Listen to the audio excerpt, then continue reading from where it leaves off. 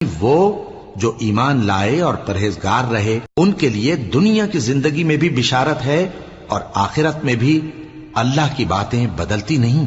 یہی تو بڑی کامیابی ہے. اور اے پیغمبر ان لوگوں کی باتوں سے آزردہ نہ ہونا، کیونکہ عزت سب اللہ ہی کی ہے.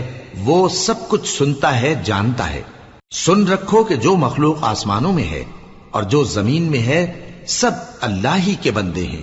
اور یہ جو اللہ کے سوا اپنے بنائے ہوئے شریکوں کو پکارتے ہیں وہ کسی اور چیز کے پیچھے نہیں چلتے، صرف گمان کے پیچھے چلتے ہیں اور محض اٹکلیں دوڑا رہے ہیں. وہی تو ہے جس نے تمہارے لیے رات بنائی تاکہ اس میں آرام کرو اور روز روشن بنایا تاکہ اس میں کام کرو. جو لوگ قوت سماعت رکھتے ہیں ان کے لیے اس میں نشانیاں ہیں. بعض لوگ کہتے ہیں کہ اللہ نے بیٹا بنا لیا ہے.